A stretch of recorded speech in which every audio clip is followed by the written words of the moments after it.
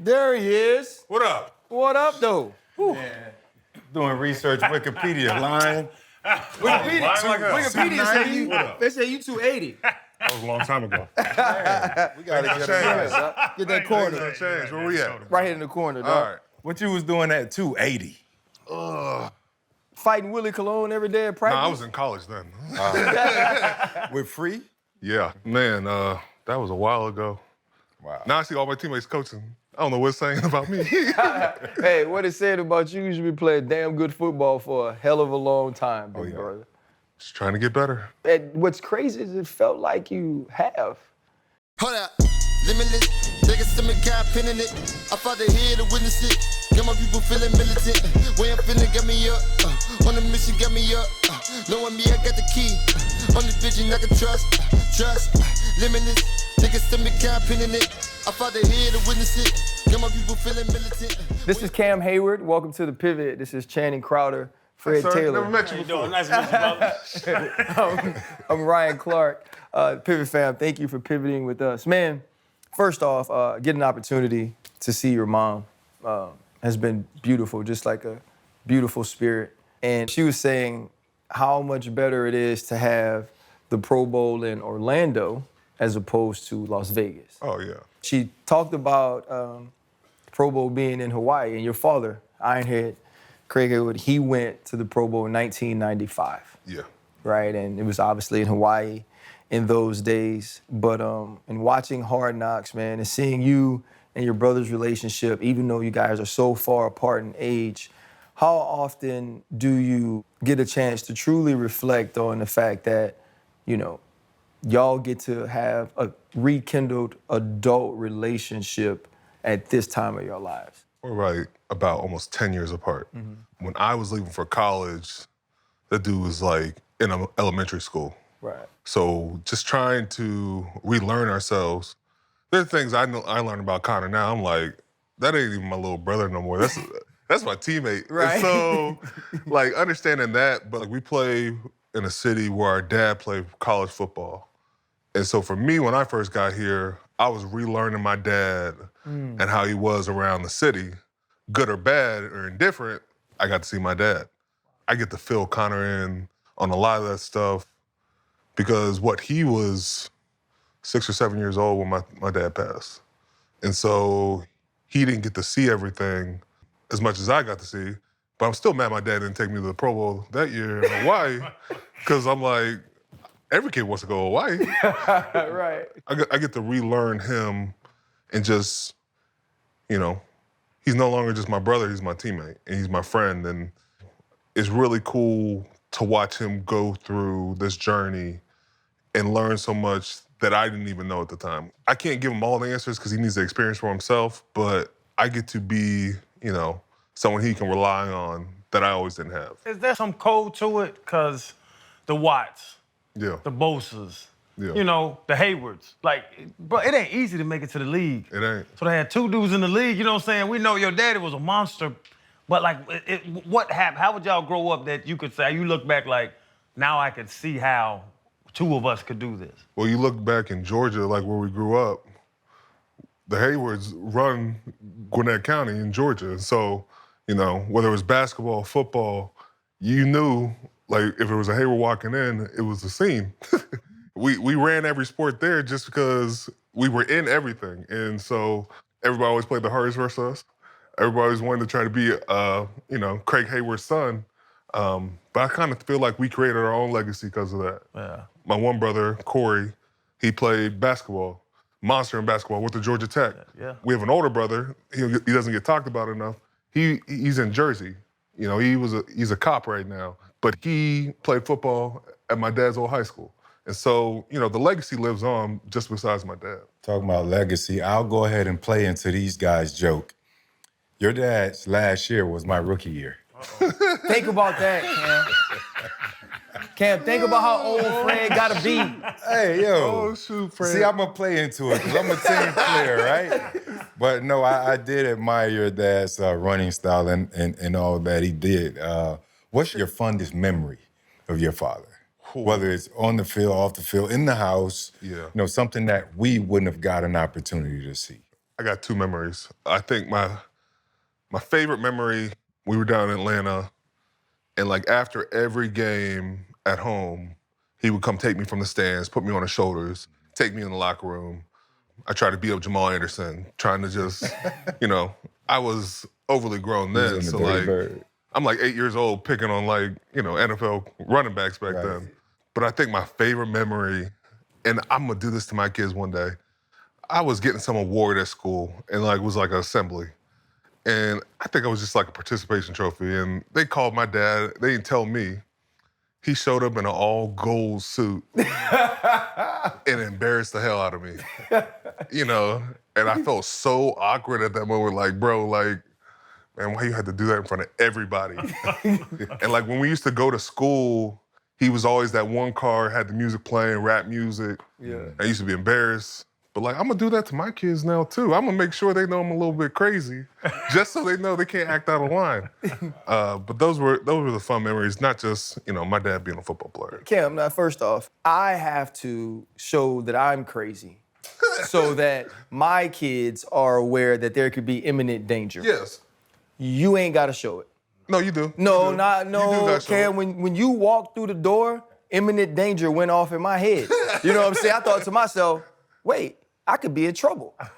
Like I remember, man, your rookie year, bro, like you were the chronic to the whistle guy. Yes. Right? Every snap. And they would try to jump you, you'd fight, you'd line right back up and be ready to go. Like you were the rookie that I watched progress through the season and it's like, okay, this is every reason why they drafted him.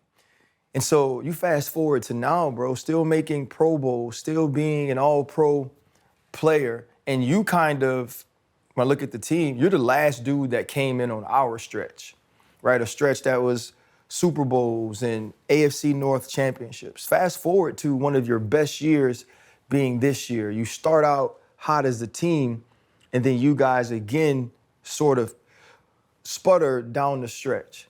How frustrating has it been to not have reached that pinnacle of a Super Bowl, which your individual play, your individual leadership says 100% you should have? The individual stuff is great, but you're truly measured by what your team does.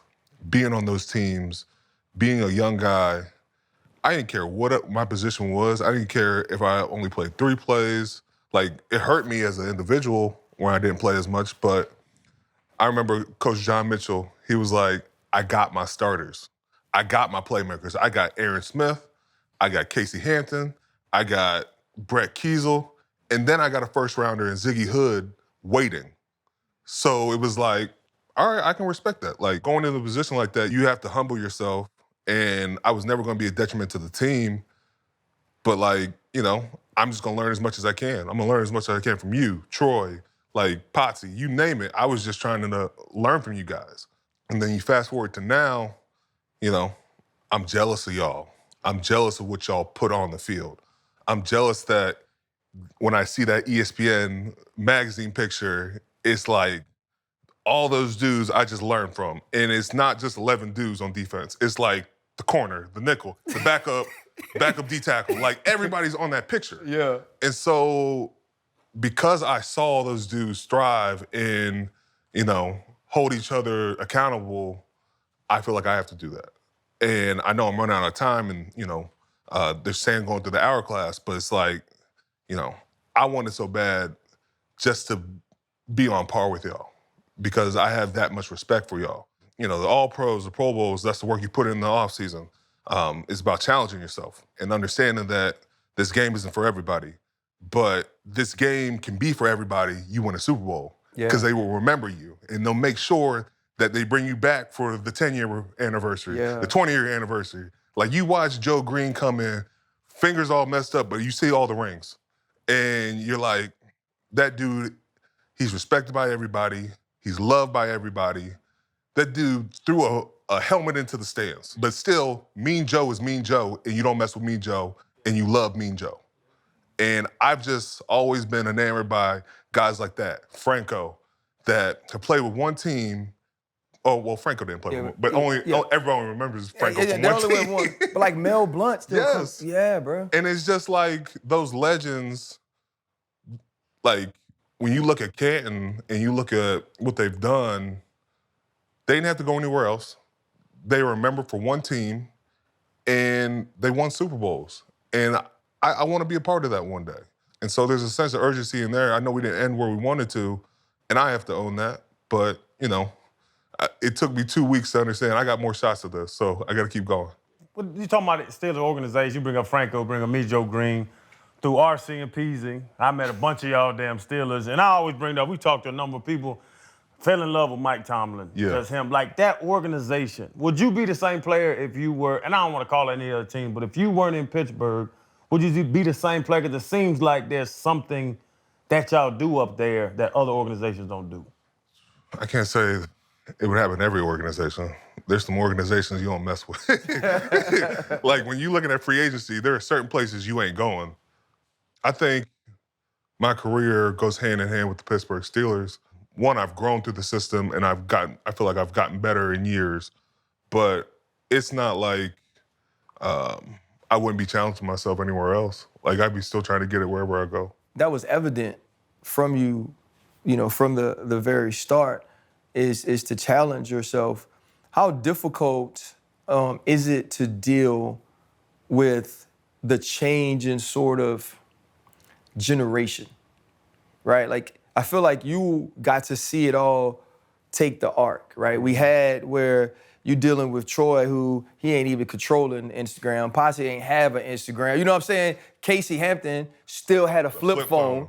You know what I mean? It was like that locker room was football. Yeah. Period. And we'd fight each other. You know how Casey used to be, dog. If it's first down and they get a 6-yard pass in 3, you know, Casey turn around, man. You know what I'm saying? Or if y'all had a 6-yard run, Ike cussing y'all out. Like, that was who we were. But then when we went out together, you had to fight us all. Right? That was it. And now with some of those changes, you know, you went through the Killer Bees era, and now you've had different receivers come and go, quarterback changes. Is it hard to deal with how much of a shift has happened in the locker room? You know, I think locker rooms change, right? And you have to be intentional about what you want. And you have to be intentional about the team. I can say I bitch and moan about everything. Like, everybody's always hot at me. What is his deal? Like, why is he on us about this? Like, but it's like, that's what I learned. Because, like, Hamp was intentional about it. Because, like, Ike was expecting a lot. As much as I'm gonna expect out of them, they're gonna expect out of me. So I don't have any problem being the loudest one in the room, declaring we need this, because they're gonna expect that from me. But I think crazy is crazy. Like, you gonna find crazy whatever generation you in. Right. Like, Joe Namath would have went crazy in the social area. Like, you know, you name it. There's guys in every generation that have, you know, their brand that they want and what they want to strive for. But I think you can still have a team and still be readily focused on just everything's possible. You take care of your business and you win. Do you ever have to tighten up young boys about social media or talking or too much information and that? Yeah, you have to do that on every team. Like, social media, you can use it as a tool to get better, but it can also be used as a weapon to hurt your team or, you know, hurt others. But, you know, I always think, like, Ohio State prepared me for that. We had this PR lady, Shelley Poe. Man, she did an amazing job of just saying, you have a choice. You can use, you know, the media and everything that comes with it to your advantage, or you can let that take advantage of you. And so, you know, understanding that if someone asks you a question you might not like, you can still answer in a proper way and get what you want out of it, rather than just, you know, attacking that person. Yeah. And having that dialogue. You know, Ohio State prepares you for that, and I'm pretty thankful for it. I used to call myself a Steeler killer once upon a time, right? I know it ages me again. But I heard of a little story about your rookie year. And this guy over here was your biggest hater. Second year. Second year. Second year. Fill us in on it, because RC will go in on you. Me, a hater? RC does that. RC does that. I'm not. We've talked about this. So I was a Steeler killer on the outside, but if you got a Steeler killer from within, that ain't good. Boy, I can tell you about that whole story. So Tell me, please. I think we had started off like 0-4. Everybody's just a little bit tight. Like, everybody's just trying really hard. And out of nowhere, RC came and was like, he called me a bus. And I was like, wait, hold on, what? He just called me a bus. So like, you I'm mean hot. Jerome Bettis bus? No, like bus. Like, With a T. yeah, Like I was hot. trash. Yeah, like I'm trying everything to get on the field, and I got a guy in a leadership role come at me and say I'm a bust, and so I wanted to fight RC at the time, but there were guys around me who was like, bro, just chill, you got it, we'll be fine. You know, Troy's coming to me, hey man, just let it go. RC just says whatever he wants. You know, he like whatever. But the funny thing about that, I think we was 0-3 at the time, and we was going to London. I didn't play that much. Right. We got on the plane. Everybody's dead silent. It was a long flight home. Troy and RC goes, bro, why aren't you starting? I'm like, bro, I've been trying to start this whole time. So, you know, it's funny how it came back like that, but I started starting after that game. Because that's when Adrian Peterson rolled off on me. Bro. And I was like, hey, He rolled off on you. Somebody got to help me. Everybody had ankles on AP, right? And I'm watching it, and you just see AP keep going past, and everybody's like at the tail end. That was the last time we went to London. I was so mad we left on like a Thursday night. Yep. And we arrived Friday morning. And so we practiced right then. Coaches sleep on the field. Players sleep on the field during stretch. Yeah. Dickie fell asleep with the The clicker. with the clicker in his hand. He was fast forwarding. And he went through the entire game film in like 10 minutes. And nobody stopped him the entire time. Nah, because we didn't find out, because y'all travel there a lot, Freddie T. So I don't know what day y'all go. Yeah. Literally, bro, we practiced on Thursday. Yes. And then got on the the flight. plane, yeah. We land in. Friday, then go through walkthrough. We went No, through go through practice. practice. Yeah, I didn't go through a Friday, No. like Fast Friday. What's a Fast Friday? You know, think that Fast Friday exists? was.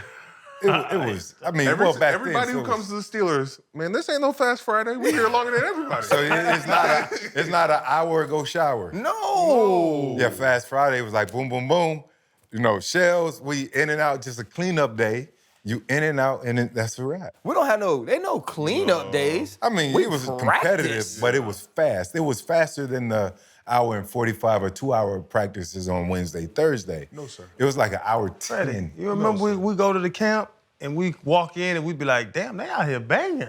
Oh, yeah. We go to all the football Pittsburgh camps. We is go to Backs on Pittsburgh. backers, the backs on backers is crazy. But they be it's out there archaic. banging. But I gotta ask RC. So AP walks away from your ass, Yes. and you go and yell at the backup tackle. That was before. That was before. Oh, it was before I'm like, Yeah. man, what do you have to do with that? Like, He got through the line. Shoot. you went on the field. I was coming from the backside, and you gotta understand too, the era in which I played in Pittsburgh. Like, people wasn't just getting through the second level. Like, that just wasn't, like, when Freddie T came and did what Freddie T did, the reason it was special was because it didn't happen. You know what I mean? Like, when we go get Cam, bro, like, we on the back end of like 5 out of 8 years of being the #1 defense in the league. You know what I'm saying? We go to 2 Super Bowls because of that when I'm there. They went to 1 before. And so what was going on with us, and this is the time, like, I'm the captain. You know what I mean? I worked my whole life to be the captain of something. You know what I mean? And like, we 0-4. And so it just was a lot. And I just remember Mike T calling me into the little small dungeon cubby hole he got, you know, and just talking to him. And he's being like, man, like, you gotta lead. Like, you gotta keep working. You gotta keep going. And I was at a point, it's like, I don't know how in this position, because it was a position we just had never been in. And we fought our way out of it. We ended up 8-8, but we learned a lot. He challenged you in that sense. Yeah. How did you respond to it? Took it on the chin, kept it moving. Like, I was pissed about it, but, you know, my brother can say whatever he wants. It's up for me to how I respond to it and how I deal with it. I just put my head down and kept working, man. Like,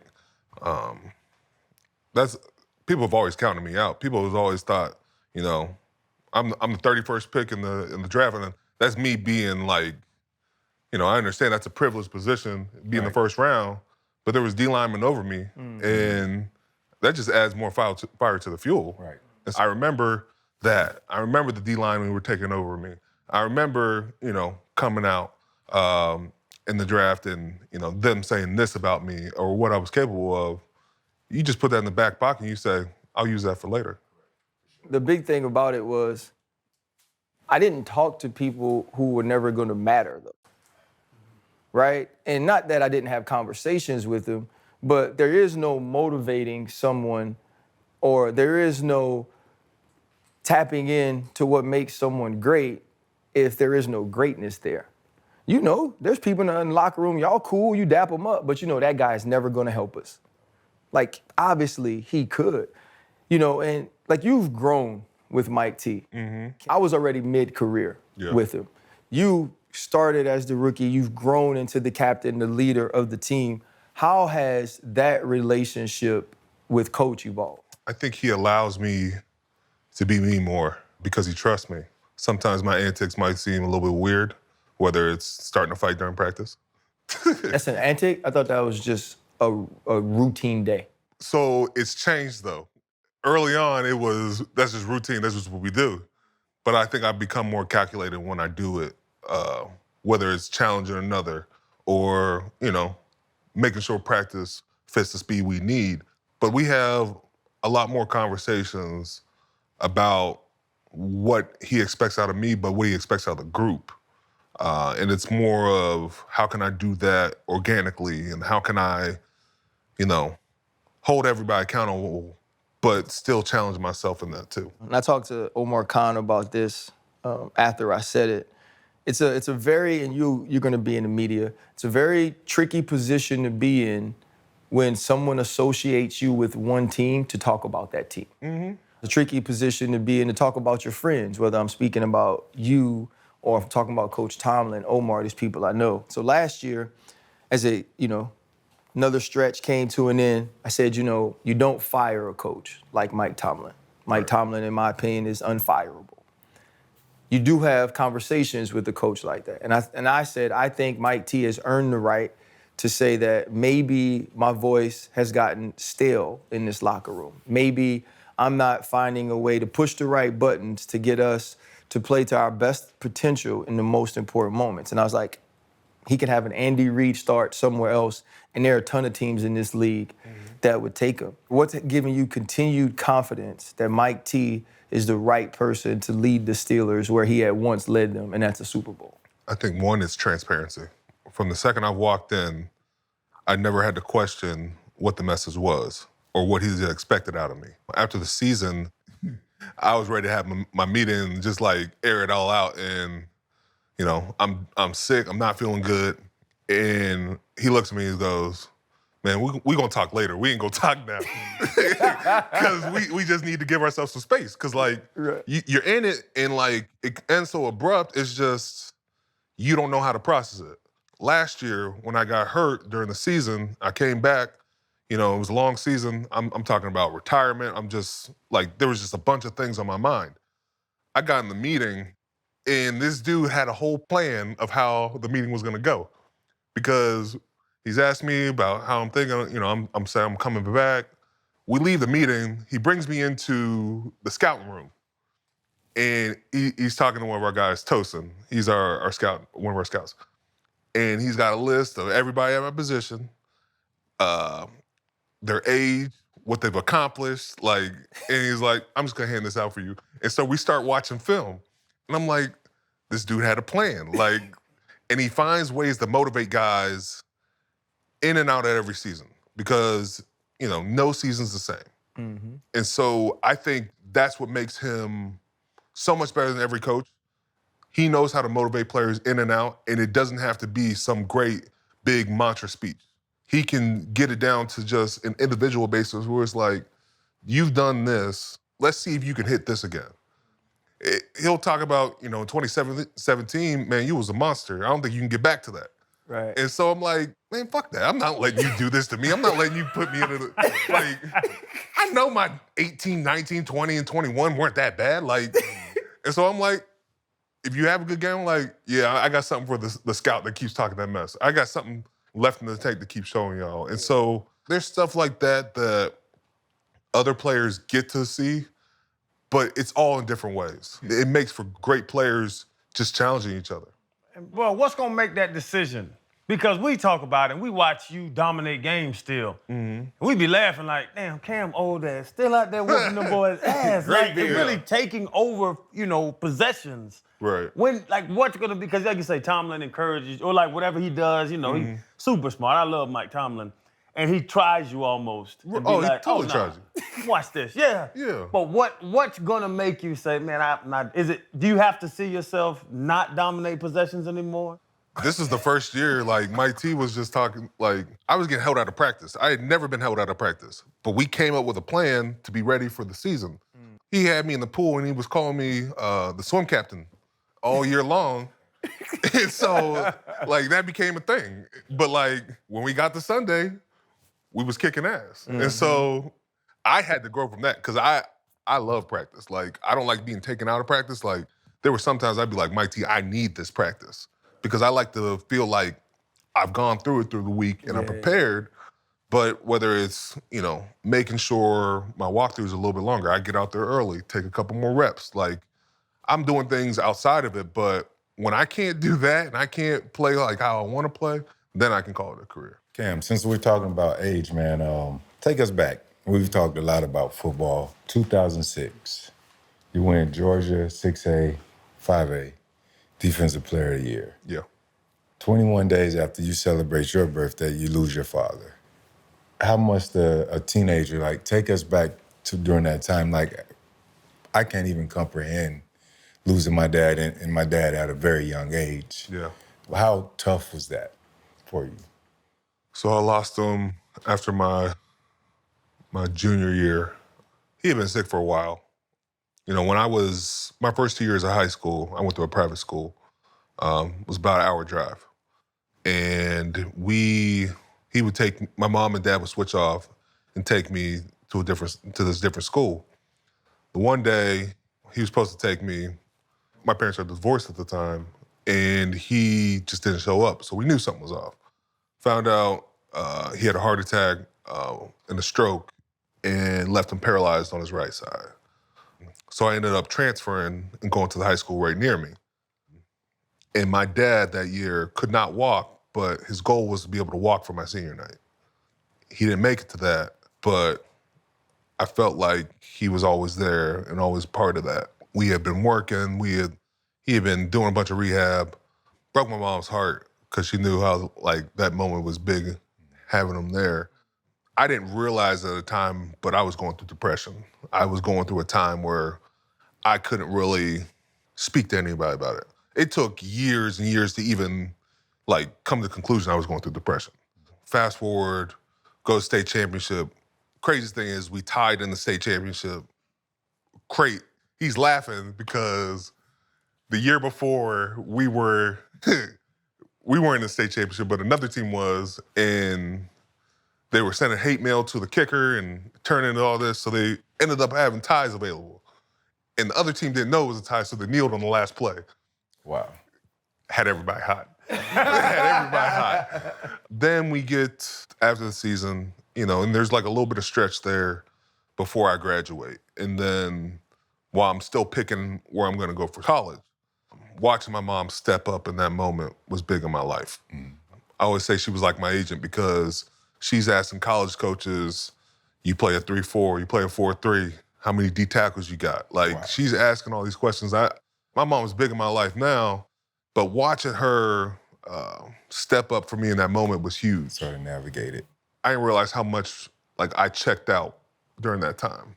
I wasn't answering my phone. I was sleeping a lot. I was quiet.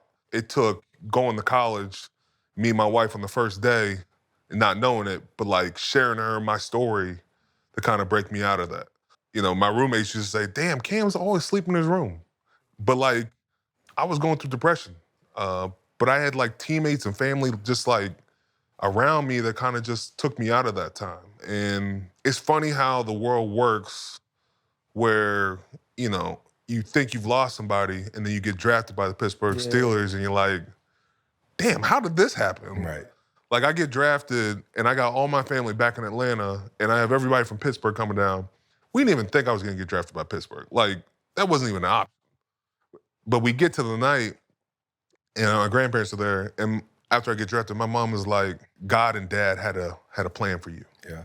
And that, like it's a movie, man. Like, you can't make that stuff up. Yeah. And so watching everything in my life just become intertwined that way has been really special. You're in the place where your father played ball in college, and you say you've gotten to learn things about him, good and bad. And you know, when your mother comes to you and says, hey, God and your father had a plan.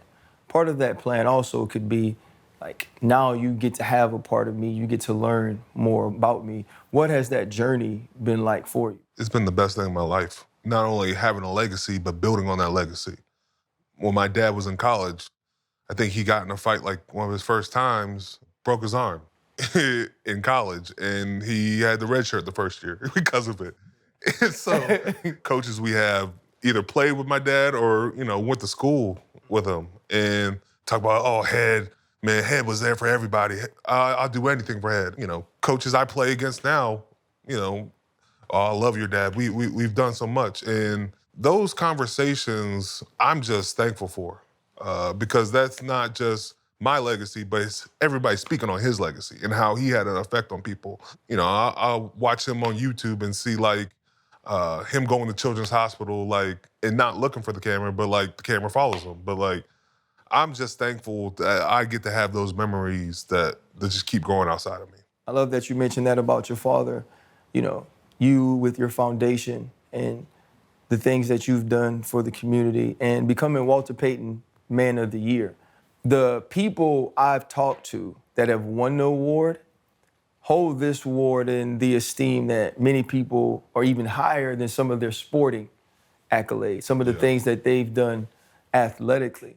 What does it mean for your legacy and your name and your father's name to be attached to an award that's named for a man in Walter Payton, who's sweetness, right? But that is, I guess, awarded to a person that accomplishes or that epitomizes exactly what it is to be a man of the people. My dad and me were both nominated for this award. And, you know, I remember my mom being like, man, your dad was up for that award. He loved Walter Payton. And he loved what he did for his city and the way he went about helping others. I got a chance to learn, you know, the Payton family over the years. And, you know, Ashley, Connie, and their son have just always been, I've always held in a great esteem because they've been so kind to me. They went out of their way to welcome me to their family. You know, Jared still texts me to this day, and we talk about, you know, what's going on with sports. But to win an award like that, like, I felt kind of weird, like being nominated every year, and you're like, I might get it this year. You never know. And then you don't get it, and you're like, how do I approach that? Like, can I be upset that I didn't get that award? Like, Is that showing the character of Walter Payton that I'm pissed off? Like, I feel horrible about like being mad about it because you know that award means so much to many people. You're like, I just want to be able to uphold that respect for the award. It's an honor to receive the award. I tell you right now, I did not know I was winning it last year. Like, in years past, they had told the winner ahead of schedule. I get up there, I start seeing the film roll of what we've been doing all year, and that's when they announce it. And I'm like, nobody had a chance to tell me. And I'm like, I gotta go up there. Prince Harry's up there. I'm like, I don't know if I'm ready for this. You know, I'm telling my wife and my mom at the time, I'm like, guys, it's not happening. They would have told me by then. They would have told me before the award show started. So I'm like, we're just gonna enjoy the night. Right. And so I ended up going up there and receiving the award. I'm like, hopefully I can get through this message in the speech because I don't feel prepared. It's not on the teleprompter. It's like, I'm just out here like, I'm excited to be here, man. Because I just have so much love for that award because of the man he is, because of what he did for so many people. And you know, once you win the award, it doesn't just stop there. because they're gonna bring somebody in after you doesn't mean they forget about you. And you have to just continue to be a servant of the community. Man, that's one of those awards you never forget. That's awesome. You done did it all. Like, what are you still chasing? The philanthropy side, you got the Walter Payton Man. You do so much good with charity. You're Super Bowl champion, multi-time Pro Bowl. You're not Super Bowl champion? Don't You you ain't do won that that yet? No. No, hey, Chan, you see I ain't cut the room off? He ain't won one. Hey, Nah, you know- they both light skinned. I was gonna cut it off that way. Normally I cut the room off with other Super Bowl champions in the room. It's only me. Really? You see how you be throwing those little digs in there? Yeah, He but he does doing that. that. Bro, He Cam, does it with us. 3 Don't feel years. offended. He does it with us. He did it in front of Dick LeBeau to me, talking about, yeah, coach, he ain't never really won nothing. And I'm like, I see this, Dick LeBeau, man. You embarrassing me out here in front of Dick. Hey, Cam, In front of Dickie Bird, that's messed up, man. he never gets an opportunity to cut the room off unless there's a light-skinned fellow in the room with him. And just so happen y'all are on that side I'm together. darker than him. No.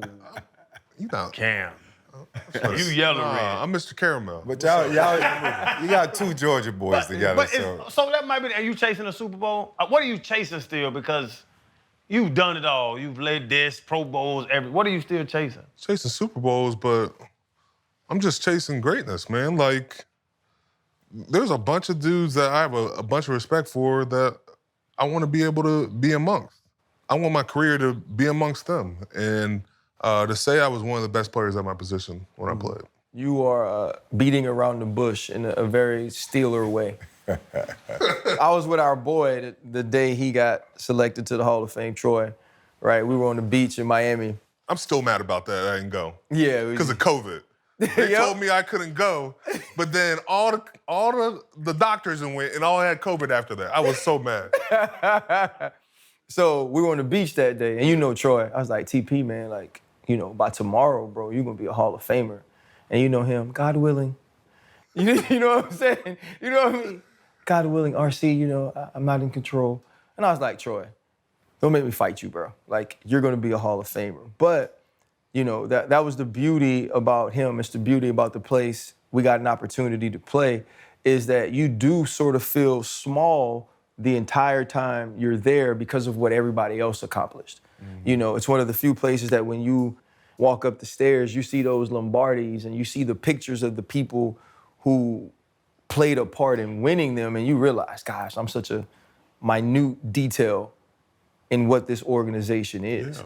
But as it winds down for you, bro, and you're still making all-pro teams in your mid-30s and still dominating the line of scrimmage, how often do you let your mind go to, I do want to be amongst those players when it comes to delivering championships, but a gold jacket and the Ring of Honor in Pittsburgh is a whole different thing than other organizations. How often do you think about the possibilities of those things? I haven't allowed myself to even go there because I'm trying to stay present. Yeah. Talk about just the championships. You walk into the Steelers facility, you go up the stairs, first thing you see is them 6 trophies. And you watch, you know, Hamp and Potsy, they're in these robes, these Super Bowl robes with the cigars. And I'm like, damn, I want to be a part of that. Like, I want to be part of that euphoric feeling where it's like, everybody else is done. My last game, I won. My last game, I won. And I was able to walk away from that season. Yeah, we can run it back, but guess what? That team is cemented. You don't have to worry about anything else. I want that feeling, but then, you know, after that, Hall of Fame, Ring of Honor, it's a special group that you get to invite all your friends and say thank you. Because it's a village, man. Like, you don't get there without the teammates. You don't get there without the coaches. You don't get there without the trainers or your friends, your family. It, like, when they start listing off who they've had, like, who you want to bring along, it's like, how am I not gonna invite the doctor that helped me that one time? How am I not gonna invite my son's preschool teacher that, you know, was able to give him some extra work so he could come to one of my games or something? You start to feel thankful that everybody played a part in you completing this journey. I want that feeling because I can't do it without everybody. And I just have, like, RC will be there for, you know, making that bust comment. And, like, Any way I can get there, brother. You are in the list, but like, I just have a lot of people to be thankful for, and if I have a chance to be in the Ring of Honor, be in the Hall of Fame, I'm gonna make sure my list is full because those people deserve that moment as well. We can tell you for sure that we're all rooting for you. I think along those lines, man, you've done so much with your philanthropy work, with Hayward House, Walter Payton Man of the Year. Made me think a little bit, because I was huge. Sweetness was the reason why I got into ball. Lost him at a real young age. We mentioned losing your father at a real young age. And it gives you an opportunity to kind of step back and gain perspective, right, on life, on the game itself. Sometimes people look around and they say, these players, we can hope that they live forever, almost. Mm-hmm. How has your perspective on football and life evolved over the years, having witnessed so much? And what legacy do you hope to leave behind? Man, I hope I leave along a legacy that, one, nobody determines what you are without your say-so, without you either accepting it or changing it. I'm not shying away from a fight or adversity, but I determine who I'm going to be in this world. When I look at this, I have a lot of respect for Sweetness and guys who've done it for a long time. But that legacy in people are molded because of how you played and how you were in the community, man, that's special. Mm-hmm. I'm not shying away from that. And the last thing, I just think, when you look at this game, and if you're not passing on what you know to others, shame on you. Right. When I got in this league, everybody was, open about how to play this game, how to take care of your body, how to be in the community. I don't start my foundation at Hayward House without guys like Troy or Brett Kiesel or Aaron Smith. They had causes they cared about, and you get a kid DMing you about how can I get better at this, how can I get better in the game. Man, I feel like that's my job to do. This game's got to get better because I'm sharing. I'm not holding the secret. I want everybody to be successful, because if everybody's successful on a team, we all eat because of that. Yeah. Correct. And so it's just about being an open book and making sure more guys can see it around you. Man, I hear Mike T all over that. Oh, yeah. I ain't shying away. Yeah. Shame on you, being an open book. We all eat. He's done a great job, man. You've done a great job. Keep going, big dog. I take a lot of heat, man. Every show I'm on, first thing they say, we're going to ask our resident Steeler what happened this week. I will say, you keep it more honest than some people because, the Teddy Brewskis, I ain't never heard them talk about like that with New England. And they terrible. Yeah. And they are trash. Yes, you have been very honest. And we got to be able to take that on the chin sometimes. I think, it's so funny. So I saw Coach T off season, and he go, everybody be running up to me talking about, you heard what RC said. He said, yeah, I heard him. And he was right. The thing I would say is this, man. I want to see you guys do it. I tell people all the time, I don't really cheer for a building, right? It's not the building in Pittsburgh I care about, it's the people. I care about you, I care about Coach T, the people that sold into my life and gave me an opportunity to understand what it is to be a part of something like that. Do you think to yourself, hey, let's just run it back with Russ, let's get George right, let's let TJ be healthy, Minka do it. Is there enough in this locker room, Cam, and enough on that coaching staff where you truly believe the Pittsburgh Steelers can go win a Super Bowl? I do. I don't shy away from that. One, we didn't reach our goals, but players can get better. I can be better. If I don't think that, I need to get out of this game because I'm a competitor. You can't tell me I can't get in that door. I don't know what happens with our situations, and that's why that's why coaches and general managers get paid. But, man, if we have a group, and we have a lot of guys I thought grew. Guys like Calvin Austin grew. Guys like Joey Porter Jr. is going to continue to grow. Corey Trice stepped in. You bring in a guy like Patrick Queen, who was in a different system, you bring him into that, I think he can get better. I think our D-line can be better. I think it's just our execution's got to pick up. And I'm going to challenge that. I'm not going to run from that, but the men in the room can get it done. Well, man, I appreciate you, bro. You know I'm always rooting for you. I've been wanting to do this for a long time, man. Thank you, fam. Appreciate you having me. And guess what? What? You ain't even no bust. Call that man a bust. Hey, He said it. Hold up, limitless. Take a stomach, got pinning it. I fought the head to witness it. Got my people feeling militant. Way I'm feeling got me up. On the mission got me up. Knowing me, I got the key. On the vision I can trust. Trust, limitless. Take a stomach, got pinning it. I fought the head to witness it. Got my people feeling militant. Way I'm feeling